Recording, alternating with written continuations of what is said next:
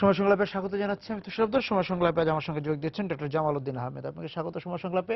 আমি আপনার কাছে সরাসরি বাজেট আলোচনাতেই যেতে চাই যে নতুন বাজেট আসছে 2016-17 অর্থ বছরের বাজেট আসছে। তার আগে এই যে চলতি যে বাজেট আমরা যে অর্থ বছর পার করছি সেই অর্থ বছরের বাজেট নিয়ে যদি আপনার কোনো পর্যবেক্ষণ থাকে। গত বছরের যে বাজেটের size from a different perspective আপনি যদি মিডল ইনকাম কান্ট্রি কনটেক্সট থেকে চিন্তা করেন তাহলে আপনার বাংলাদেশের বাজেটের সাইজ গত বছর হওয়া উচিত তার ডবল। সেটা না হয়ে হাফের মতন হয়ে সেটাও ইমপ্লিমেন্টেশনে আপনার দেখা যাচ্ছে এখন হচ্ছে না। What does it indicate? It indicates মানে অনেকে মনে করেন যে এটা হলো বাজেট যে ইমপ্লিমেন্ট এবং বাজেট যে ফর্মুলেশনের ক্ষেত্রে যে সমস্ত হাইপোথেসিস এবং অ্যাজাম্পশনগুলো নেওয়া হয় এটা রং পার্সপেক্টিভের উপরে ধরা, এবং সেটা আপনার not considering the realistic approach. সেই রিয়ালিস্টিক অ্যাপ্রোচে গেলে মনে হয় যে এই বাজেটের সাইজ অনেক বড় হতো, এবং সেটা বাস্তবায়ন ইমপ্লিমেন্টেশনের ক্ষেত্রে যে রাইট অ্যাপ্রোচকে যদি ধরা হতো তাহলে মনে হয় যে এটা ইমপ্লিমেন্টেশন করা সম্ভব। এবং সেই ক্ষেত্রে লাস্ট ইয়ারে আপনার কত 2,95,000 কোটি টাকার মতন মনে হয়, 3,00,000 কোটি টাকার কাছাকাছি যদি ধরি, সেই ক্ষেত্রে সেটার বাস্তবায়নেই এখন মনে হয় যে হিমশিম খাচ্ছে সরকার। তাহলে এটা কিভাবে হবে? ইকোনমিতে যদি আপনাকে মানে চাঙ্গা করার জন্য যে সমস্ত ইনগ্রিডিয়েন্ট দরকার সেই ইনগ্রিডিয়েন্টগুলো মনে হয় অ্যাবসেন্ট আছে। এবং আমাদের ধরেন আমাদের যে ব্যাংকিং সিস্টেম, করের টাকায় রাষ্ট্রায়ত্ত ব্যাংক চলে, দিস মিনস তো ওখানে প্রায় 20,000 কোটি টাকার মতন আপনার করের টাকা থেকে ওখানে দিচ্ছে। Why government will pay that? গভর্নমেন্টকে তো সেটা দেওয়া উচিত না, এবং সেটা বরং ওখান থেকে ফান্ড জেনারেট করে government should contribute to the national Exchequer. সেখানে না করে সেখানে 20,000 কোটি টাকার মতন তাকে ঘাটতি দিচ্ছে। এটা হোয়াট ডাজ ইট ইন্ডিকেট? এটা ইন্ডিকেট করে যে আপনার ধরেন আপনার আমাদের যে ইনভেস্টমেন্ট ক্ষেত্রে প্রমোট করার ক্ষেত্রে ব্যাংকগুলোর রাইট অ্যাপ্রোচে যেতে পারে নাই, এবং সেটার কারণে যদি ইনভেস্টমেন্ট রাইটলি না হয় তখনখানে ইনভেস্টমেন্টের ক্ষেত্রে রিটার্নও আপনার ওইভাবে আসবে না। তাহলে আপনার কি হলো? ব্যাংকিং সেক্টরেই যদি এরকম একটা দুরবস্থা থাকে, বিশৃঙ্খলা রেভিনিউ কালেকশনের ক্ষেত্রে আপনি যদি আদায়ের অবস্থাও কিন্তু আপনার সন্তোষজনক নয়। আদায়ের অবস্থাও সন্তোষজনক, টার্গেট বারবার রিভাইজ করা হচ্ছে, এবং at the end of the day দেখা যাবে যে একটা বিরাট অংশ গ্যাপ থেকে যাচ্ছে। দিস মিনস আপনার যে সমস্ত এক্সপেন্ডিচারগুলো আপনার করতেছেন এবং আমাদের যে infrastructure, if we consider electricity, then gas, then education, then human resources and training, then health sector, এই যে কয়েকটা মেজর এরিয়া, এই সমস্ত এরিয়াতে কিন্তু বাংলাদেশের হিউজ ইনভেস্টমেন্ট দরকার। মানে আমাদের রিকোয়ার্ড যে ম্যান পাওয়ার, এখনো আমাদের যে স্কিল ম্যান পাওয়ারের ক্ষেত্রে দেখা গেছে যে এখনো গত বছর পর্যন্ত মাননীয় অর্থমন্ত্রীর মুখের ভাষায় যে 37,000 কোটি টাকা বাংলাদেশ থেকে রেমিটেন্স চলে গেছে বিকজ অফ দি সার্ভিস সেক্টরে এই সমস্ত বিষয়ে অন্য দেশে চলে গেল। তার মানে কি আমাদের এখানে স্কিল ম্যান পাওয়ারের অভাব আছে, অথবা আমাদের এখানে এমন কিছু লোক এসে কাজ করতেছে ইলিগালি বাংলাদেশে, যে লোকগুলোকে আমরা বাংলাদেশের গভর্নমেন্টের কোনো মেকানিজম নাই এদেরকে ধরার তারা তাদের ওয়ার্ক পারমিট ছাড়া তারা কাজ করতেছে কিনা। এই সমস্ত লোক যদি ওয়ার্ক পারমিট ছাড়া কাজ করে তাহলে তো তার ট্যাক্স দেওয়ার কোনো দরকার নেই। সে এই 37,000 কোটি টাকা নেওয়ার ক্ষেত্রে এটাতে কত টাকা ট্যাক্স দিচ্ছে সেটা তো গভর্নমেন্ট বলে নাই। দিস মিনস আপনার এই সমস্ত ক্ষেত্রে আমাদের একটা বিরাট একটা দুর্বলতা রয়ে গেছে রাজস্ব আদায়ের ক্ষেত্রে। তারপরে আসেন আপনার যদি ব্যাংকিং সিস্টেমের যে অটোমেশন, ব্যাংকিং সিস্টেমের অটোমেশনে বলা হয়, ম্যাকেনজি একটা স্টাডি করছে আপনার ইন্ডিয়াতে, বেশ কয়েকটা স্টাডি, সেখানে তারা দেখিয়েছে যে 3 থেকে 4% জিডিপি গ্রোথ বাড়ে if you automate your financial system. Financial systems means not only the banking system, then আপনার stock market operation, every area of the financial systems আপনি যদি অটোমেট করেন তাহলে আপনার ইভেন রেভিনিউ কালেকশনও আপনার যদি অটোমেশনে যান, ইন দ্যাট কেস আপনার দেখা যাবে যে আপনার জিডিপি গ্রোথ 3 থেকে 4% বাড়বে। তার মানে কি আমাদের এখন যে যদি বলা হয় অনেকে 6-7 নিয়ে এখন আমরা ডিবেট করতেছি, 7-এর সাথে যদি আপনি 3.5 যোগ করেন তাহলে 10.5 হয়ে যায়। এটা শুধু অনলি আমাদের সিস্টেম ইমপ্রুভমেন্টের মধ্যে দিয়ে 2 অঙ্কে আমরা চলে যেতে পারবো। ইয়েস 2 অঙ্কে যাচ্ছি। সেই ক্ষেত্রে আমাদের যে ম্যানেজমেন্ট ক্যাপাবিলিটি, আমাদের এই ম্যানেজমেন্ট ক্যাপাবিলিটি অত্যন্ত অত্যন্ত অত্যন্ত উইক।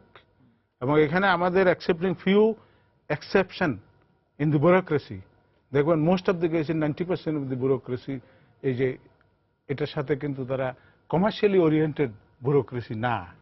যেই কারণে আপনি জানেন যদি বিদ্যুৎ সেক্টর যদি আপনি চালাইতে যান সেখানে আপনাকে কিন্তু গভর্নমেন্ট যেহেতু গভর্নমেন্ট লেড যেখানে ডেভেলপমেন্ট, সেখানে আপনার বিদ্যুৎ সেক্টরে কিন্তু আপনাকে গভর্নমেন্টের লোক দিয়েই কিন্তু আপনাকে লিডারশিপটা দিতে হবে। সেই ক্ষেত্রে সেই লিডার কিরকম হবে? সেই লিডারকে অন্যান্য দেশে যে বিদ্যুৎ সেক্টর যারা চালাচ্ছে প্রাইভেট সেক্টরে, সেই বিদ্যুৎ সেক্টরের আমি একটা বিষয় মনে হয় আলোচনা করা যেতে পারে, যেটা আমরা অনুষ্ঠান শুরুর আগে আপনি বলছিলেন যে বেতন বাড়ানোর বিষয়ে, যে আপনি যোগ্য লোককে ঠিক বেতন দিবেন না অযোগ্য লোককে বেশি বেতন দিবেন, সেটা মনে খুব আলোচনার একটা বিষয়।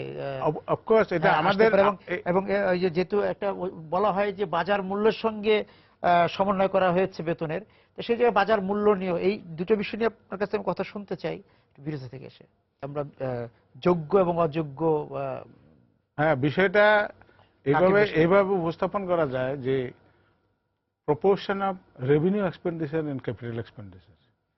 ক্যাপিটাল এক্সপেন্ডিচারটা দেশের, যেটাকে আমাদের দেশে সরকারি ভাষায় বলা হয় ডেভেলপমেন্ট এক্সপেন্ডিচার, এইটা আপনার ডেভেলপমেন্ট এক্সপেন্ডিচারটা দেশ যখন গরিব অবস্থায় থাকে তখন কিন্তু তার ডেভেলপমেন্ট এক্সপেন্ডিচারের প্রপোর্শনটা রেভিনিউ এক্সপেন্ডিচার থেকে বেশি হওয়া উচিত।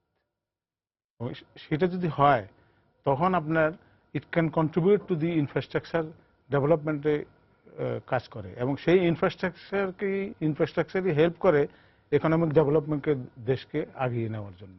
যেমন আপনি যদি হিউম্যান রিসোর্সে ইনভেস্ট করেন এডুকেশনে, then it will give you benefit dividend at the end of the day, এটা ইন লং রান। কিন্তু নট টুডে, ডে বিফোর আজকে ইনভেস্ট করি টুমোরো আপনি এটা বেনিফিট পাবেন না হিউম্যান রিসোর্সের। At the same time electricity ইন্ডাস্ট্রিতে যদি আপনি ইনভেস্ট করেন এটা বেনিফিট পাবেন না লং রানে। দেন আপনি যদি কমিউনিকেশন রোডস অ্যান্ড হাইওয়েজে ইনভেস্ট করেন সেই ইনভেস্টমেন্টের রেজাল্ট আপনি পাবেন এখন থেকে 10-15 বছর পরে, কিন্তু সেই রেজাল্টটা সাস্টেইনেবল, সেটা কিন্তু আপনার এটা ফ্লাকচুয়েট করবে না, বজায় থাকবে। আপনাকে এই ক্ষেত্রে আপনার রেভিনিউ এক্সপেন্ডিচারকে আপনাকে কিন্তু একটা সার্টেন লিমিটের মধ্যে আপনাকে, কিন্তু বাজারের সাথে মানে সমন্বয় করতে যে বেতন বাড়ানো হয়েছে, বাজারের সাথে সমন্বয় করলে কি সমস্ত লোক কি বাজারের সাথে কম্পিট করতে পারে? বাজার বলতে কি, বাজার তো এই যে বাজারের টার্মিনোলজি হলো কম্পিটিশন, প্রতিযোগিতা। হ্যাঁ প্রতিযোগিতা। সেই কম্পিটিশনের ক্ষেত্রে এই লোকের সরকারি অফিসারের এই সরকারি অফিসার প্রাইভেট সেক্টরে যদি চাকরি করতে যায়, can he survive himself in private sector? Private সেক্টরে এই বেতনে সে can he survive, can he demand that? এটা কিন্তু আপনার মার্কেট উইল ডিটারমাইন যে উনার প্রাইসটা কত হবে, এবং সেই ক্ষেত্রে তার স্কিল কি ধরনের স্কিল হলে তার কি ধরনের লেভেল অফ স্যালারি হওয়া উচিত। উনি যদি বেসরকারি শ্রম বাজারে আসতেন, ইয়েস বেসরকারি সমাজ, you must compare with the apple to apple. আপনি যখন whenever you compare in competition, তাহলে কম্পিটিশনে আপনি তাকে এখানে দিবেন যে তাতে শুধু প্রোটেক্টেড, উনি সুরক্ষা দিয়া যদি তাকে কম্পিটিশনের কথা বলেন এটা তো হবে না। এবং সুরক্ষাটা বাদ দিয়ে উইথড্র করে সবকিছু উইথড্র করে আপনি আসেন কম্পিটিশনে, লেটস সি। তাহলে আপনি দেখবেন দৌড় প্রতিযোগিতায় যে আপনার কম্পিটিশন তো হচ্ছে যে সেটা মানে পিওরলি কম্পিটিটিভ, সেখানে আপনার তাকে কোনো লোক কেউ হেল্প করতেছে না। ফুটবল খেলায় বলেন, আপনার ক্রিকেট খেলায় বলেন, যেখানেই যাবেন কম্পিটিশন ইজ ওপেন, এবং সেই ওপেন কম্পিটিশনে তার স্কিল দিয়ে তাকে সার্ভাইভ করতে হবে। আজকে যে আমাদের এই যে মুস্তাফিজের এত সুনাম হচ্ছে সেটা কেন? Because of his skill, not সে বাংলাদেশের লোক বা কোনো কিছু কোনো বিরাট ব্যাকগ্রাউন্ড নিয়ে আসছে তা না, সুরক্ষা দিয়ে হচ্ছে না। ইয়েস, সুরক্ষা দিয়ে হচ্ছে না, অনলি তার নিজের হিজ পার্সোনাল অ্যাবিলিটি, ক্যাপাবিলিটি। তো ওই কম্পিটিশনে গেলে আপনি ধরেন পারফরমেন্স ইভ্যালুয়েশন যেটা করবে, পারফরমেন্স ইভ্যালুয়েশন এবং গোল সেট করতে হবে, পারফরমেন্স গোল। গভর্নমেন্ট সেক্টর, প্রাইভেট সেক্টর কিভাবে করে? ওই বাজারের কথাই তারা বলেছেন যে এখন যে বাজার মূল্য, হ্যাঁ সেই মূল্যের সঙ্গে সঙ্গতি রেখে এই বেতন হচ্ছে না। কিন্তু যাই হোক বেতন বাড়বে,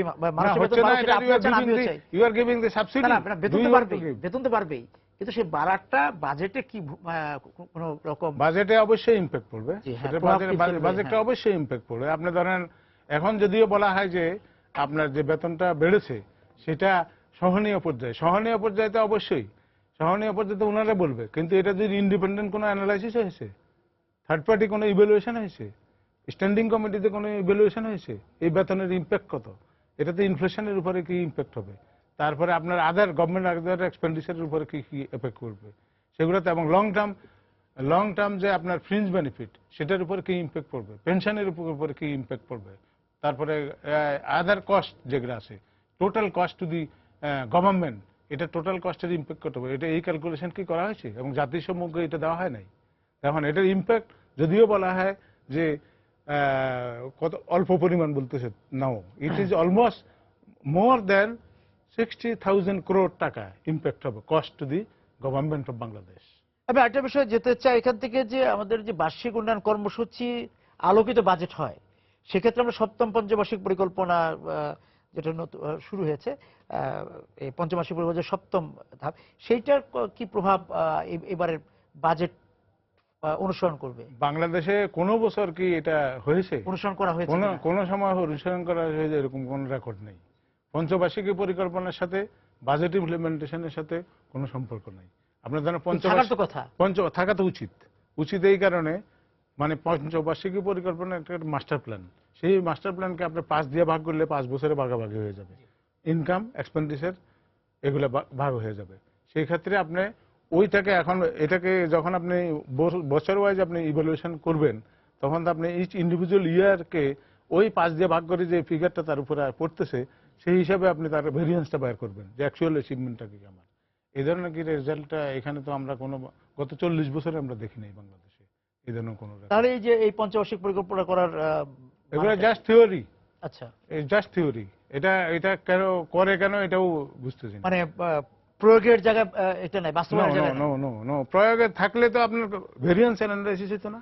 যেমন প্রথম এখন তো সপ্তম চলতেছে, মানে সপ্তম পঞ্চবার্ষিকী পরিকল্পনায় এই বছরের প্রথম বাজেট, তাহলে পঞ্চবার্ষিকী পরিকল্পনায় 5 বছর মেয়াদী যে প্ল্যানটা আছে সেটা 1 বছরের ভাগ তো এই বছর 2017-18-তে পড়বে, সেই 17-18-এর ভিতরে বাজেটে এর রিফ্লেকশনটা কি? আমি একটা বিরতিতে যাওয়ার আগে আপনার সাথে একটু আলোচনাটা শুরু করে যেতে চাই যে বাজেট বাস্তবায়নের যে সক্ষমতা, সেটা নিয়ে নিশ্চয়ই আপনিও অনেক বলেন, আপনাদের অর্থনৈতিক সমিতি থেকে অনেক কথা বলা হয়, হয়তো তলাবিহীন ঝুড়ি বলা হয়েছে, সেই তলাবিহীন ঝুড়ি থেকে বাংলাদেশ এখন 6% প্লাস গ্রোথ মেনটেন করতেছে, মানে সেটা আপনার বাংলাদেশের একটা মিরাকল বলতে হবে, it's a miracle. But thing is Bangladesh could do much better, এটা মানুষের এক্সপেকটেশন। সেটা হলো যে আপনার এখন আমাদের যে ডিফারেন্ট লেভেলে, রুরাল লেভেলে আমাদের যে ইনকামের যে পজিশন এবং শহর লেভেলে সব মিলায়ে বাংলাদেশের যদি টোটাল রেভিনিউ কালেকশন এবং যে গভর্নমেন্ট যে ক্যাপিটাল এক্সপেন্ডিচারের যে ইমপ্লিমেন্টেশনের একটা প্ল্যান তৈরি করে বাজেটে, সেটাকে ইমপ্লিমেন্টেশনের জন্য তাদের যে প্রিপারেটরি ওয়ার্ক, যে প্রসিডিউরাল ওয়ে, সেটা কিন্তু অনেক লেন্দি, এবং এই লেন্দি হওয়ার কারণে প্লাস আমাদের বেশ কিছু অসুবিধা আছে, যেটা হলো যে আপনার ন্যাচারাল ক্যালামিটিস। এই ন্যাচারাল ক্যালামিটিস গুলোতে যেমন আপনি ধরেন কনস্ট্রাকশন ওয়ার্ক যদি if you want to start, then আপনাকে যদি আপনি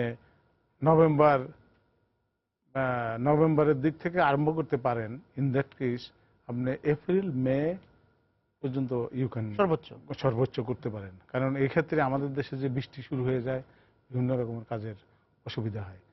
এই জিনিসগুলোকে যে ব্রিটিশের যে মেন্টালিটি, আমাদের সেই ব্রিটিশ মেন্টালিটি আমরা এখনো কিন্তু চেঞ্জ করতে পারি। আমাদের টাকা ছাড় হতে হতো যে আপনি নভেম্বর, জানুয়ারি, ফেব্রুয়ারি হয়ে যায়। It should start from July থেকে অক্টোবরের ভিতরে অবশ্যই সমস্ত কাগজপত্র রেডি হয়ে থাকা উচিত ডেভেলপমেন্ট প্রোগ্রামের ইমপ্লিমেন্টেশনে, যেগুলো করবে এই বছর বাজেটে, সেটা যদি তারা আগের থেকে করে রাখে, তাহলে আপনার প্রসিডিউরাল জিনিসগুলো আমি আগে থেকে কমপ্লাই করে রাখলাম, দেন গো ফর এক্সিকিউশন। এবং সেই এক্সিকিউশনে গেলে আপনি যদি if you start from November, তাহলে আপনার ধরেন মে পর্যন্ত আপনি you can do the construction work. এই ইমপ্লিমেন্টেশনের যে প্রায়োরিটি গুলো এখানে দেখা গেছে যে গভর্নমেন্ট অফিসারদেরকে প্রজেক্ট ডিরেক্টর দেওয়া হচ্ছে, ডিরেক্টর দেওয়া হয়ে একবার দিল, দিয়ে ট্রান্সফার করে আরেক জায়গায় নিয়ে গেল, nobody nose who will do this job, এবং এটা কারো জবই না, কারো জবে না। এইভাবে আপনার ধরেন ডাউন লেভেলে যে প্রবলেমগুলো ক্রিয়েট হচ্ছে, এটা হলো একটা সাইড। তারপরে হলো যে আপনার ধরেন ইভেন অনেক ক্ষেত্রে দেখা গেছে যেখানে ডেভেলপমেন্ট ওয়ার্কের যে প্রোগ্রামটা হওয়া উচিত, এটা মানে রিয়েল পাবলিকের ডিমান্ডকে ভায়োলেট করে কেউ তার ব্যক্তিগত চয়েসকে প্রায়োরিটি দিয়ে অন্যদিকে ডাইভার্ট, ব্যক্তিগত পছন্দকে প্রাধান্য দিচ্ছে। সেই ক্ষেত্রে দেখা গেছে যে যেখানে উন্নয়নের দরকার নাই, স্মলার নাম্বার অফ পপুলেশন আর দেয়ার, সেখানে আপনার এই সমস্ত প্রজেক্ট হচ্ছে, প্রকল্প হয়ে যাচ্ছে। এটা ইউজলেস। রাজনৈতিক কারণে হচ্ছে। হ্যাঁ, রাজনীতি অবশ্যই রাজনৈতিক কারণ, এবং সেই রাজনৈতিক কারণ এটা ব্যাপারে আপনার ধরেন আপনার যদি পলিটিক্যাল লেভেল থেকে উপরের থেকে যদি আপনার এইভাবে এগুলোকে নিয়ন্ত্রণে রাখা যায়, তাহলে হয়তো এটা সম্ভব। অ্যাট দি সেম টাইম ইমপ্লিমেন্টেশনের ক্ষেত্রে আমাদের যে অপ্রতুলতা, প্রজেক্ট ম্যানেজমেন্টে আমাদের ভীষণ দুর্বলতা আছে। এই দুর্বলতার যে বিভিন্ন অংশ, বিভিন্ন পার্ট থেকে, একদিকে হলো পেপার ডকুমেন্টস, আমরা দেখি যে প্রকল্পের টাকা অবকাঠামো খাতে খরচ হবে, প্রকল্প অফিস করতে প্রকল্প টাকা শেষ। যেই জায়গার জন্য এটা অ্যালোকেটেড, তার মানুষে হয়তো 10% অফ দি বেনিফিট পাচ্ছে, আর বাকিটা পাচ্ছে বাইরের থেকে। প্রজেক্ট ডাইরেক্টরের অফিস, গাড়ি কিনা, প্রজেক্টের গাড়ি কিনা, দেখা গেছে যে টোটাল প্রজেক্টের কষ্টের থেকে গাড়ির কষ্টের 80%, অফিস সাজাতে, বিদেশ ভ্রমণ, অভিজ্ঞতা সঞ্চয়ের জন্য অভিজ্ঞতা সঞ্চয়ের জন্য আমাদের যেই লোকের অভিজ্ঞতা সঞ্চয় করা দরকার, সেই লোকের প্রজেক্ট ডাইরেক্টর হিসেবে দেওয়া উচিত না। বিকজ সে যে অভিজ্ঞতা বিহীন, সে এখানে প্রজেক্ট আসছে কেন? মানে he is suppose to start from day one. আরো কিছু ধরনের প্রকল্প হয় যে নতুন অনেক প্রকল্প ঢুকে যায় প্রতিবারই, কিছু প্রকল্প আছে খুব ছোট ছোট জিয়ে রাখা হয়, এরকম প্রকল্প তো আপনি নিশ্চয়ই না আছে তো। যেমন আপনার ঢাকা চট্টগ্রাম হাইওয়ে, এটা কি ইঞ্জিনিয়াররা দেখে নাই? তাদের চোখে দেখে নাই যে কোন কোন জায়গা থেকে কোন জায়গা পর্যন্ত ইয়ে হবে? এখন আলাদা প্রজেক্ট করতে হবে, সেই প্রজেক্ট করে আবার এখানে আপনার এই প্রজেক্টের ভিতরে ঢুকাইতে হবে। দিস মিনস এটা যে এডিশনাল যে ইয়েটা এবং তাদের ফার্স্টসাইটনেস, সেটা তাদের নাই, এবং তারা মনে করতেছে যে তারা যাই দিতেছে যে এটাই সবকিছু। তারপরে আবার এখন ধরেন ফ্লাইওভার নিয়েও তো আপনার বিভিন্ন রকমের কথাবার্তা হইতেছে, যেমন মগবাজার ফ্লাইওভার। এই ফ্লাইওভার গুলোর ব্যাপারে যে ডিজাইনিং এর ক্ষেত্রে আমাদের দেশে তো BUET has created lot of engineers, এবং আমাদের টেকনিক্যালি আমাদের যে বুয়েটের ইন্টারন্যাশনাল রেপুটেশন অনেক বেশি আছে। সেই ক্ষেত্রে আমাদের এই জায়গার ইঞ্জিনিয়াররাই যদি আপনার এই জিনিস প্রডিউস না করতে পারে, তাহলে সামান্য একটা মগবাজার ফ্লাইওভার এটা করতে যায় ডিজাইনে ভুল করছে, তারপর আবার কোনখান থেকে নাকি কোনটা আরেকটা কি প্রতি বছরের প্রতি অর্থ বছরের বাজেটই অপচয় আছে। হ্যাঁ, অপচয় আছে। This is a completely mismanagement, complete mismanagement. Technical design এই সমস্ত ব্যাপারে এই সমস্ত লোক কিভাবে তারা জবে থাকিয়া এই সমস্ত কাজ করে। এই বিষয়গুলি প্রতিবারই আলোচনা হয় বাজেটের সময়, কিন্তু এটা দেখভালের বা নিয়ন্ত্রণ করবে কে? এই যে অর্থ বিভাগকে এটা তদারক করে, পরিকল্পনা commission, all the relevant ministry, primarily the relevant ministry is responsible for that. কিন্তু এই মন্ত্রণালয়গুলো ঠিকমতো কাজ করছে কিনা, বাজেট বাস্তবায়ন করতে পারছে কিনা, এটা দেখবে কে? Implementation and monitoring department, IMED আছে প্ল্যানিং কমিশনে, তারা এটা দেখার জন্য প্রাইমারিলি রেসপন্সিবল। তাছাড়া ইচ ইন্ডিভিজুয়াল মিনিস্ট্রি তাদের তো নিজস্ব ডিপার্টমেন্ট আছে এই সমস্ত ব্যাপারে, এগুলাকে অডিট করে তারা বাইর করবে, টেকনিক্যাল অডিট করবে, ইভ্যালুয়েশন করবে, then they will give the report. আমি বিরতিতে যাচ্ছি, ফিরে এসে আগামী বাজেটের দর্শন কি হতে পারে আপনার প্রত্যাশা কি? পাশাপাশি অর্থনীতি সমিতির যে একটা ছায়া বাজেট হয়, সেখানে আপনার কোন দিকগুলিকে এবার বেশি গুরুত্ব দিতে চাচ্ছেন? আমাদের ছায়া বাজেটে আমরা we are working on it. গত বছর আমরা যেটা করেছি সেটা হলো যে আমরা আপনার ওই আদলেই, that was the first time we have done that. সেখানে আমরা যে ক্যাপিটাল এক্সপেন্ডিচার এবং রেভিনিউ এক্সপেন্ডিচারের যে প্রপোর্শনটা, সেখানে আমরা একটা মেজর একটা চেঞ্জের প্রস্তাব করেছি, সেটা অব্যাহত থাকবে। তারপরে ইনফ্রাস্ট্রাকচারের ইনভেস্টমেন্ট, এগুলোতে আমরা গভর্নমেন্টের তুলনায় অনেক বেশি আমাদের ইনভেস্টমেন্টের প্রোগ্রাম আছে। গভর্নমেন্ট হোক, প্রাইভেট সেক্টর হোক, পাবলিক প্রাইভেট পার্টনারশিপ হোক, যেভাবে হোক, সেটা আমরা প্রস্তাব করেছি। তো সেটাও অব্যাহত থাকবে। প্লাস আমাদের মূল যে টাইটেলটা, সেটা হলো মুক্তিযুদ্ধের চেতনা বাস্তবায়নের জন্য বাজেট। এটার ভিতরে কি আছে? সেটার ভিতরে আছে মুক্তিযুদ্ধের চেতনার জন্য এই দেশের যে মানুষের যে আকাঙ্ক্ষা ছিল, মুক্তিযুদ্ধের যে আকাঙ্ক্ষা, সেই মুক্তির আকাঙ্ক্ষা বাস্তবায়নের ক্ষেত্রে আমরা কোন কোন এরিয়াতে কিভাবে we should proceed, education, health care, তারপরে infrastructure, communication, electricity, human resource development এবং ডিফারেন্ট আদার এরিয়াস, এবং সেগুলোতে আপনার প্লাস রেভিনিউর যে ট্রেডিশনাল যে গভর্নমেন্ট যে সোর্সগুলো আছে সেই সোর্সের বাইরেও আমরা বিভিন্ন রকমের চিন্তা ভাবনা করেছি, মানে করে নতুন নতুন খাত বের করা, নতুন নতুন খাত বের করা। এবং সেই ক্ষেত্রে আপনি ধরেন আমাদের দেশে এমন কতগুলো ইয়ে আছে, ব্রিটিশ আমল থেকে অনেকগুলা, ইভেন জরিমানার ক্ষেত্রে বলেন, জেটের ক্ষেত্রে বলেন, অনেক অল্প টাকা কিন্তু দেওয়া আছে। দেশের ইকোনমিক সাইজ অনেক বড় হয়ে গেছে, সেক্ষেত্রে আমরা সেটার দিকে কিন্তু তাকাচ্ছি না। তারপরে আপনার আসে আমাদের ধরেন এই যে ফার্মাসিউটিক্যাল ইন্ডাস্ট্রিগুলো, হিউজ ইন্ডাস্ট্রি, এখন প্রায় 12 থেকে 13,000 কোটি টাকার মার্কেট। সেই মার্কেটে টার্নওভারের উপরে আমাদের কোনো এখানে কোনো ট্যাক্স নাই, ট্যাক্স নাই। এবং এদের যে লাইসেন্স ফি, এই লাইসেন্স ফির পরিমাণ খুবই কম। ড্রাগ অ্যাডমিনিস্ট্রেশনে যে লাইসেন্সের জন্য তারা অ্যাপ্লাই করে সেটা 10 থেকে 15,000 টাকা দিয়ে তারা বড় বড় ফার্মাসিউটিক্যাল কোম্পানি 2 থেকে 3,000 কোটি টাকা বিক্রি করে। তারাও কিন্তু একই লাইসেন্স সেম প্রাইসে করতেছে। এখানে আপনাকে ভেরিয়েশন আনতে হবে। তারপরে আপনার দেখেন আদার এরিয়াতে, যেমন আপনার যে অনেকগুলা গভর্নমেন্টের অর্গানাইজেশন আছে যারা আপনার কিন্তু টাকা, যেমন কিছুদিন আগে দেখেন তিতাস গ্যাস, তারপরে কয়েকটা ইয়ের ব্যাপারে পেপারে আসছিল যে এরা টাকা ডিডাকশনের একটা সোর্স জমা নিয়ে তাদের নিজের অ্যাকাউন্টে রাখে দিয়েছে। They should deposit to the government account, they have not deposited that. Other avenue যেগুলো আছে আনট্যাপড, এই সমস্ত ইয়ের উপরে আমরা এখন গবেষণা চালাচ্ছি এবং সেটা বাইর করে আমরা ধরেন অন টাইম আশা করি আমরা এটা হাজির করতে পারবো। এবং আমাদের যে মূল ফিলোসফিটা হলো যে ডেভেলপমেন্ট এক্সপেন্ডিচারটা রেভিনিউ এক্সপেন্ডিচারের থেকে বেশি করতে, এবং সেই এক্সপেন্ডিচার করতে যায় আপনার ধরেন ডেভেলপমেন্ট, মানব সম্পদ উন্নয়নের বিষয়টা নিশ্চয়ই আপনারা দেখেছেন, মানব সম্পদ, হিউম্যান রিসোর্সেস, এডুকেশন, এটাতে যদি আপনি ইনভেস্টমেন্ট না করেন, আইসিটির ক্ষেত্রে ইনভেস্টমেন্ট, তারপরে আপনার ধরেন দেশের যে এক্সপোর্ট মার্কেট, তারপরে incentives, plus comparison with the other countries, যে এফডিআই অ্যাট্রাকশনের জন্য আমরা কিভাবে কি করা উচিত, পাবলিক প্রাইভেট পার্টনারশিপটাকে কিভাবে কার্যকর করা সম্ভব। 2009 সালের বাজেটে যেখানে বলা হয়েছে যে পাবলিক প্রাইভেট পার্টনারশিপটা একটা কার্যকর ভূমিকা পালন করবে, কিন্তু ultimately at the end of the day it was zero. মানে সেটাকে কার্যকর করা দরকার। তারপর প্লাস আপনার গভর্নমেন্টের যে এরিয়া, কিছু কিছু এরিয়া আছে গভর্নমেন্টকে প্রায়োরিটাইজ ভিত্তিতে নিজেরাই কিন্তু এটা আগে যেতে হবে। সেই ক্ষেত্রে আমাদের কিন্তু প্রাইভেট সেক্টরের সেই ক্যাপাসিটি নাই।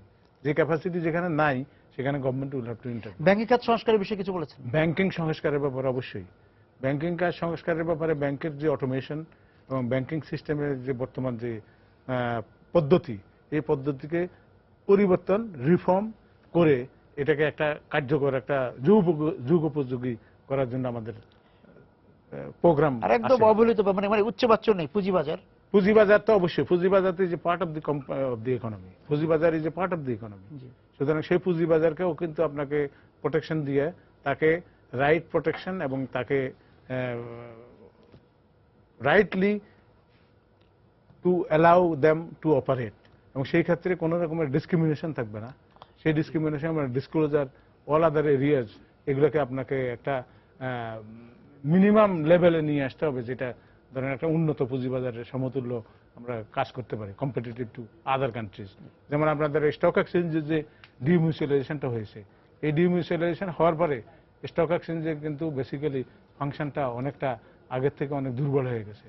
ইট ইজ বিকজ অনেকে বলতেছেন যে এখানে নন বিজনেসম্যান বেশিরভাগ ওখানে প্রবেশ করেছে, যে কারণে বিজনেসম্যান, যেহেতু রাইট ট্রেডের লোক যদি ওই বিজনেসে না থাকে, ওই ম্যানেজমেন্টে না থাকে, ইন দ্যাট কেস আপনার এটা স্ট্র্যাটেজিক ইনভেস্টর আনার করার কথা ছিল অনেক আগে। এটা 2012-13 দিকে আপনার এটার আইন হয়, কিন্তু এখনো পর্যন্ত এটা কিন্তু ইমপ্লিমেন্টেশন। সব মিলে আগামী বাজেটের দর্শন কি হওয়া উচিত বা আপনারা কি চাচ্ছেন, মানে এক কথা যদি আপনি বলেন? যে আগামী বাজেটটা হওয়া উচিত আপনার বাংলাদেশকে একটা উন্নত মিডল ইনকাম কান্ট্রি উন্নত করার জন্য যেই যা যা কিছু দরকার সব কিছুর ব্যবস্থা করে একটা বাজেটের প্রণয়ন করা। সেই ক্ষেত্রে আপনার ধরেন সব এরিয়াতে আপনাকে একটা ওপেনিং দিতে হবে, যে foundation, you have to create a foundation that আপনার 2021 সালের মধ্যে আমরা বাংলাদেশ মিডল ইনকাম কান্ট্রি হবে, এরপরে 2030 সালের পর থেকে আবার 2040 কি 50 জি 40-এর ভিতরে 41-এর ভিতরে আপনার উন্নত দেশ করবে। এটার জন্য যে আপনার ক্ষেত্রগুলো তৈরি করা, এটা প্রিপারেটরি গ্রাউন্ড গুলা এখন থেকে আপনাকে তৈরি তৈরি করতে হবে। তাহলে কিন্তু আমাদের যে আজকে যে শিশুর জন্ম, সে হয়তো এখন থেকে 20 বছর পরে দেখবে যে yes our parents have seen this Bangladesh now. এবং সূচকও ওই যে টেকসই বা বজায়যোগ্য থাকবে। আমরা যে সূচক 6.5 হোক 8 হোক বা 7 যাই হোক স্টেবল একটা। আর হচ্ছে যে অপচয় যদি রোধ করা যেত, আপনি যেটা বলছেন তাহলে তো আমরা 2 অঙ্কে চলে যেতে পারি। অপচয় সক্ষমতা আমাদের অর্থনীতির আছে, অফকোর্স আছে। এবং এটা আপনার যদি করে, এটা কিন্তু আপনার এখানে you do not need to invest any money, জি জাস্ট টু ইউর সুশাসন। জি আপনাকে ধন্যবাদ আজকে আমাদের সঙ্গে যোগ দেওয়ার জন্য। দর্শক যারা ছিলেন সময় সংলাপের সঙ্গে এই আলোচনায়, আপনাদেরকে ধন্যবাদ জানিয়ে শেষ করছি আজকের সময় সংলাপ। দেখা হবে আগামী দিন। সবাই সুন্দর থাকুন।